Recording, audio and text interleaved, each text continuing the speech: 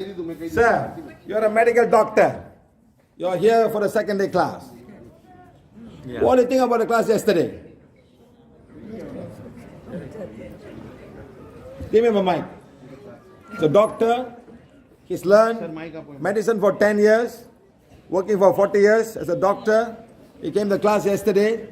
You tell me about the class yesterday. Sir. What you saw? આ સાહેબ doctor છે વર્ષોથી કાલે પહેલી વાર ક્લાસમાં આવ્યા ચાલુ છે કામ ચાલુ છે ગુજરાતી और તમને इंग्लिश જે ગુજરાતી. તમે ગુજરાતીમાં બોલો બધાને સમજાય હું સરને ઇંગ્લિશમાં સમજાવી દઉં આમાં એવું છે કે ખરેખર મેડિકલ નોલેજ ની એક મર્યાદા છે, લિમિટ છે.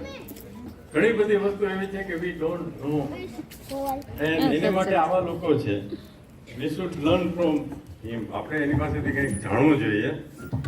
આ ડાર્ક એનર્જી છે, બીજું છે આજે આપણે બધા પ્રોબ્લેમ્સ આપણને થાય છે, જે પીરિયડ પેઇનથી માંડી કમરના દુખાવા, કબજિયાત, માથાના દુખાવા, આ બધા કોમન પ્રોબ્લેમ્સ છે એ ઘણી વખત દવાથી ક્યોર થતા નથી.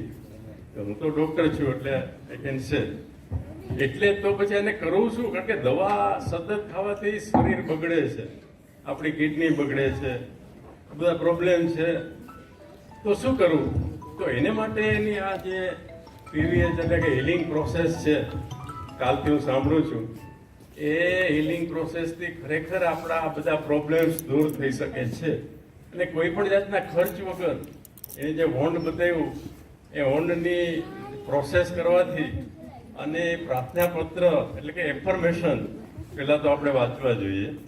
અને એફર્મેશન વાંચી બધાની ક્ષમા માગવાની, કારણ કે આપણાથી ભૂલો તો થતી જ હોય. We are human being. ભૂલો થાય એટલે એને દુઃખ અપાતા હોય તો પહેલા તો આપણે આની ક્ષમા માંગવાની છે.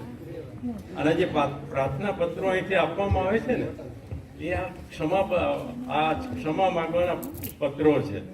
એ રોજ આપણે હૃદયથી વાંચીએ અને બધાને માફી આપી દઈએ.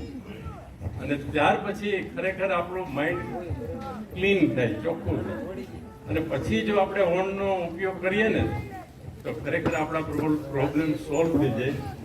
અને એ સરસ રીતે બધી કાલે વાતો થઈ અને મને ખૂબ ગમ્યું. અને સાહેબ એ પણ વાત કરી કે જે આપણને બધું આપે છે ડિવાઇન પાવર તો છે જ, પણ ડિવાઇન પાવર દ્વારા સૂર્ય, ચંદ્ર, આ પૃથ્વી માતા, આ વૃક્ષ વનસ્પતિ એ બધા જ આપણને આપે છે. એને કારણે તો આપણે જીવી શકીએ છીએ. તો ખરેખર આપણે આ બધાનો રોજ આભાર માનવો અને શક્ય બને તો વૃક્ષો વધુ વાવીએ, અન્ય રીતે બીજાને હેલ્પ કરીએ. આ બધું કરીએ તો ભગવાન રાજી થાય. અને એટલા માટે જે આ સેવા સર આ સતત ફરે છે આખી દુનિયામાં, શા માટે ફરે છે? આપણી મિઝરીઝ, આપણા દુઃખો દૂર કરવા માટે. તો ખરેખર આપણે શાંતિથી એને સાંભળીએ તો ખરેખર આપણે બધું જાણવા મળશે.